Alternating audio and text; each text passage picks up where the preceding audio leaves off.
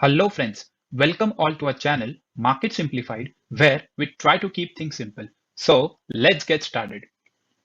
So today we are going to analyze a company which you can buy and forget with a holding capacity of 3 to 5 years. So that is for a long term period. So for analyzing a company, we have divided it into three parameters. The first parameter is the business model, like exactly company karti kya hai, that is the business model. The second will be the fundamentals, the company financials, and the third will be the technical analysis. So these three parameters will give us the final result, and we are going to rate it at the end of the video as well. So stay tuned. So सबसे पहला that is the business model, exactly company करती क्या है, ये हम देखने वाले पहले. So so ये company India's leading manufacturer of cables and wires. This company has a wide range in consumer electric products like fans, switches, LED lights, solar inverters and pumps. ये कंपनी के पास 25 मैन्युफैक्चरिंग फैसिलिटीज है at 7 different locations. ये company का network इतना बढ़िया है कि इनके पास 3,500 plus authorized dealers and distributors है, as well as this company has a reach of over 1,25,000 retail outlets. This company also exports its products to over 55 countries. So ये एक बढ़िया सा पॉइंट है. इससे ये पता चल रहा है कि ये कंपनी पॉपुलर है in the different countries as well. ये प्रोडक्ट का डिमांड है in different countries as well. ये कंपनी का आईपीओ लॉन्च हुआ था इन अप्रैल 2019 एट ₹533 to 538 पर इक्विटी शेयर, और आज के डेट में इसका वैल्यू चल रहा है, इसका प्राइस चल रहा है 2600 लेवल्स पे. सो ऑलमोस्ट अगर आप 3 साल होल्ड करते from 2019 till today that is 2022, सो आपका पैसा 380% आपको रिटर्न मिल जाता अप्रोक्सीमेटली, राइट. इसके बाद ये कंपनी का मार्केट शेयर अगर आप देखोगे, so this companies market share is more than 22%. So this is again a very good point. So अगर मैं ये कंपनी का ओवरऑल बिजनेस मॉडल देखूं, तो ये कंपनी का जो प्रोडक्ट्स है वो कंटिन्यूअसली डिमांड में आने वाले हैं in the coming years as well, और ऑलरेडी इतना वाइड स्प्रेड हुआ है, डिफरेंट कंट्रीज में इनका पॉपुलैरिटी है. सो इससे आपको ये पता चल रहा है क्लियरली कि ये कंपनी आगे जाके भी बहुत अच्छा काम करने वाली है. Now moving on to our second parameter. Second parameter is the company financials. So company के financials fundamentals कैसे है वो हम अब चेक करेंगे एक बार. So ये कंपनी का मार्केट कैप अगर आप देखोगे, so that is 38,741 crore. ये कंपनी का ROCE that is return on capital employed is 22.5% and ROE that is return on equity is 17%. So it is considered that ROCE and ROE about 12% is very good for a company. Now moving on to next, that is the current PE. तो इसका current PE क्या है, that is price to earning ratio. इसका क्या चालू है अभी, that is 37 and the industry PE is the 29. Okay, so इसका करंट पीई रेशियो 37 है. इसका मतलब ये जो इंडस्ट्री है, जो केबल और वायर की इंडस्ट्री है पूरी, इससे इसका कंपैरिजन हम लोग ने किया है इसमें. सो अगर आप देखोगे तो इसका current P that is 37 which is above the industry PE. So इसका क्लियरली मतलब ये है कि ये अभी कंपनी ओवर प्राइस्ड है या ओवर वैल्यूड आप बोल सकते हो इसको. ओके, सो इसके साथ हम लोग ने और एक पैरामीटर लिया है, that is the average PE as well. So ये कंपनी का या ये स्टॉक का अगर मुझे अभी बाय करना है, सो इसका एवरेज पी क्या निकल के आता है, दैट इज 25. ओके, सो अगर ये मुझे 25 के आसपास में मिलता है तो मैं इसको बाय कर सकता हूं, कंसीडर कर सकता हूं. But if I compare this average PE with the current PE right now, so current PE I can clearly see that it is overvalued right now. So I need to wait for a good buying level right now. Next is the compounded sales growth. So compounded sales growth in simple terms is the on an average sales growth. इसने क्या किया है company ने, सो 3 साल में अगर आप clearly देख रहे हो, सो ये कंपनी ने 3 साल में ऑन एन एवरेज 15% का सेल्स ग्रोथ किया है. And if we compare with 5 years, so 5 years में इसने 18% का सेल्स ग्रोथ दिया है. इसके बाद अगर मैं देखता हूं इसको, तो कंपाउंडेड प्रॉफिट ग्रोथ क्या है ये कंपनी का. सो प्रॉफिट ग्रोथ क्या है 3 इयर्स में, दैट इज 21% एंड 5 इयर्स में that is 32%, which is again very good. It is continuously expanding. So moving on to our next point, that is debt to equity ratio, which is almost zero. Okay, so debt इसका मतलब क्या है, simply कि amount of money that you owe to somebody, आपको किसी को देना है वो पैसा, that is considered as debt. सो जितना कम डेट रहेगा आपके ऊपर या आप ये कंपनी के ऊपर, उतना आपके लिए अच्छा रहता है। सो इसके बाद मैं अगर देखता हूं, so dividend pay out, dividend कितना पे कर रही है company year after year. So ये कंपनी डिविडेंड पे कर रही है 23%, विच is again very good. So share holders के लिए अच्छा है ये।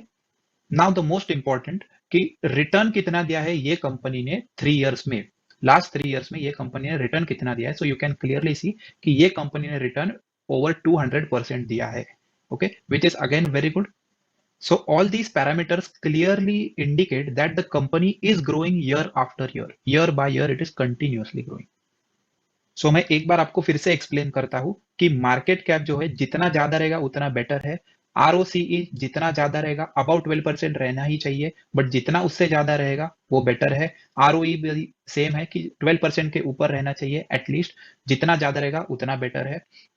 Current PE and industry PE अगर आप कंपेयर करते हो, सो करंट पीई हमेशा कम रहना चाहिए as compare to industry PE, as well as compare to the average PE. Because if you are buying a undervalued company, so you can expect कि आपको ज्यादा से ज्यादा रिटर्न देगी वो कंपनी। अगर आप अंडर वैल्यूड कंपनी को उठाते हो तो आपको ज्यादा चांसेस है कि आपको रिटर्न ज्यादा देगी इन द कमिंग ईयर्स। बट अगर आप ओवर वैल्यूड कंपनी को उठाते हो तो उसमें चांसेस ये रहता है कि वो कंपनी आगे जाके गिर भी सकती है और आपको टेम्पररी बेसिस पे नुकसान हो सकता है। सो इससे अच्छा अगर आप ओवर वैल्यूड कंपनी को उठा रहे हो तो एक चीज आपको ध्यान में ये रखना है कि अगर कंपनी अच्छी है बट ओवर वैल्यूड है, तो आपको उसमें पेशेंस रखने की बहुत जरूरत है। अदरवाइज आपको वेट करना है कि वो over valued company under valued company में हो जाए या उसका एटलीस्ट एवरेज पीई तक आ जाए, उसके बाद आप उसको बाय कंसीडर कर सकते हो। नेक्स्ट, कंपाउंडेड सेल्स ग्रोथ में अगर देखता हूं तो obviously sales growth and profit growth year after year बढ़ना ही चाहिए या एटलीस्ट कंसिस्टेंट रहना चाहिए ईयर आफ्टर ईयर। उसके बाद मैंने ऑलरेडी डिस्कस किया कि डेट नहीं होना चाहिए कंपनी के पास, जितना कम उतना अच्छा, the less the better. Dividend जितना ज्यादा the more the better for the company. This shows that company is making continuously profits as well as continuously increase हो रहा है इसका सेल्स। और ये आप देखते हो रिटर्न ओवर 3 इयर्स, तो ऑब्वियसली अगर आप इन्वेस्ट करते 3 साल पहले तो अभी तक आपको 200% एटलीस्ट रिटर्न मिल जाता। सो अगर मैं ओवरऑल कंपनी फाइनेंशियल्स के को देखता हूं तो definitely it is very good. Moving on to next, that are the reserves. So ये कंपनी के पास रिजर्व्स कितने हैं for the last 5 years that we have shown here. So in this fifth year means the latest the current year. So ये company के पास 5 साल पहले reserves कितने थे ये हम अभी चेक कर रहे हैं, दैट इज 2200। उसके बाद 2700, उसके बाद 3600, फिर 4600 और अभी 5300 है। So all these figures are in crores, okay. इसके बाद what is our next parameter? So next parameter is the investments. ये कंपनी ने इन्वेस्टमेंट्स कितने किए हैं year after year. So investment भी आप देख पा रहे हो, 32 से 29 थोड़ा घटा, फिर 29 से 65 हो गया, 65 से 635 हो गया और अभी 773 करोड़ का इनका इन्वेस्टमेंट्स है, which is again very good number. Next borrowings अगर आप देखोगे, सो डेफिनेटली बोरो अगर मैं कर रहा हूं तो बोरोइंग्स मेरे ईयर आफ्टर ईयर कम होने चाहिए। सो बोरोइंग्स अगर आप देखते हो तो 800 से 272 हो गए, 272 से 157 हो गए, 157 से 282 हो गए और अभी आप देख रहे हो तो अभी इनका 118 का बोरोइंग है। So definitely I can see a drop down from 282 to 118, which is again very good. So इनका EPS अगर आप देखते हो 5 इयर्स पहले कितना था, सो 35.39 था, उसके बाद 50.97 हो गया, फिर 59.15 हो गया, फिर 60.80 हो गया और अभी लेटेस्ट कितना है 70.56 है। सो ईपीएस भी ईयर आफ्टर ईयर बढ़ते जा रहा है, which is again good. Now coming to the main point, that is the promoter holding. So promoter holdings आपको पता है figures are in percentage. So 5 years पहले कितना था, 68% था, उसके बाद 68.36 थोड़ा सा घटा, फिर 68.15 और थोड़ा घटा, फिर 68.08 हो गया और अभी करंटली कितना चालू है, that is 68। Okay, so what you can see in this कि थोड़ा सा हल्का घट रहा है year after year, but still I will say it is fine, not an issue. उसके बाद अगर मैं देखता हूं what is my next parameter, next parameter is the FII. Foreign institutions ने क्या इन्वेस्ट किया है ये कंपनी में, that will see now. So ये कंपनी में फॉरेन इन्वेस्टर्स ने डेफिनेटली अच्छा खासा इन्वेस्ट किया है, दैट इज 6%, फिर 6.89%, फिर 6.43%, फिर 5.75%, और currently they are investing 5.71%, which is again a good number, इतना कुछ घटा नहीं है। फिर DII ने कितना किया है, डोमेस्टिक इन्वेस्टर्स ने कितना इन्वेस्ट किया है। सो डोमेस्टिक इन्वेस्टर्स में हम लोग को कंटिन्यूसली ग्रोथ दिखने को मिल रहा है, दैट इज 8.80 से 8.78%, फिर 8.66, उससे 9.18 हो गया, और अभी 9.03 हो रहा है। सो थोड़ा बहुत तो इंक्रीज है इसमें। सो हमको क्या देखना है इसमें, रिजर्व्स में reserve should increase year after year, उसके बाद investments also should increase year after year, उसके बाद बोरोइंग्स, आपको पता है कि बोरोइंग्स में जितना कम लूंगा उतना मेरे कंपनी के लिए अच्छा रहेगा, उतना मेरे ऊपर लाइबिलिटीज कम रहेंगे आगे जाके। फिर EPS also should increase year after year, promoter holding at least stable रहना चाहिए, FII and DII obviously should increase year after year. So as per seeing this data, I can clearly indicate कि ये company अच्छा खासा perform कर रही है year after year, and promoters and FIDIs also are believing in this company. That is why still they are staying in this company with their shareholdings. So basically change in promoter holding कितना हो गया, if I compare last year and this year, so that is minus 0.08%, बराबर। So that is fine, not an issue. So I hope आपने अभी तक company तो gas कर ही लिया होगा, बिकॉज ऑलरेडी अपने दो पैरामीटर्स हो गए, मैंने आपको कंपनी का फाइनेंशियल्स भी बता दिया है, कंपनी बिजनेस मॉडल बता दिया है, कंपनी एग्जैक्टली करती क्या है वो बता दिया है। बट अगर आपने अभी तक नहीं गेस किया है कंपनी को तो कोई बात नहीं, हम लोग अभी अपने थर्ड पैरामीटर के पास जा रहे हैं, उधर आपको पता चलेगा कि मैं कौन से कंपनी के बारे में बात कर रहा हूँ। So as you can all see कि कंपनी का नाम है पॉलीकैब इंडिया लिमिटेड। सो अभी हम इसको ग्राफ पे देख रहे हैं कि मंथली ग्राफ इसका क्या बोल रहा है। So if I see monthly graph, अभी इसका एक रेंज में फंसा है। If I draw a support over here and resistance over here, so you can clearly see कि ये एक रेंज में फंसा हुआ है, बराबर। And somewhere right now it is near by to its resistance level. इसलिए मैंने आपको ऑलरेडी कहा कि ये अभी मुझे थोड़ा ओवर प्राइस लग रहा है, ओवर वैल्यूड लग रहा है company. So right now I am not thinking of buying this company, but मैं कभी इसको बाय कर सकता हूँ डेफिनेटली। अगर ये लेवल के आसपास मिलता है मुझे, दैट इज 2100 लेवल्स, तो मैं डेफिनेटली ये कंपनी में इंटरेस्टेड रहूंगा बाय करने के लिए for a long term period. But अगर आपको कुछ फर्क नहीं पड़ता, if you are a long term player for 5 years, so definitely आप अभी भी इसको ग्रैब कर सकते हो, और अगर नीचे आता है आगे जाके तो आप इसको एवरेज भी कर सकते हो, कोई प्रॉब्लम नहीं है। कंपनी का फाइनेंशियल्स बहुत बढ़िया है। सो ये कंपनी डेफिनेटली आगे जाके आपको ये ब्रेकआउट तो देने ही वाली है, और आपको आगे जाके एक बढ़िया सा रिटर्न भी देगी। बिकॉज अगर आप इधर से देख रहे हो, ये कंपनी को एनालाइज करोगे फ्रॉम द प्रीवियस डेटा, अगर मैं इसके प्रीवियस डेटा को देखता हूं तो आप इधर देख सकते हो क्लियरली कि ये कंपनी ने मुझे कितना रिटर्न दिया है अभी तक, 375% का रिटर्न अप्रोक्सीमेटली दिया है, बराबर। अगर मैं इसको ये लेवल्स के आसपास बाय करता, सो ये तो हमने ऑलरेडी डिस्कस किया पहले भी कंपनी फाइनेंशियल्स में भी, बट अभी टेक्निकल्स में भी आपको क्लियरली दिख रहा है। तो इतना ग्रोथ हो रहा है इसका already only in 3 years, so you can definitely expect आगे भी जाके ऐसे ही ग्रो करेगा।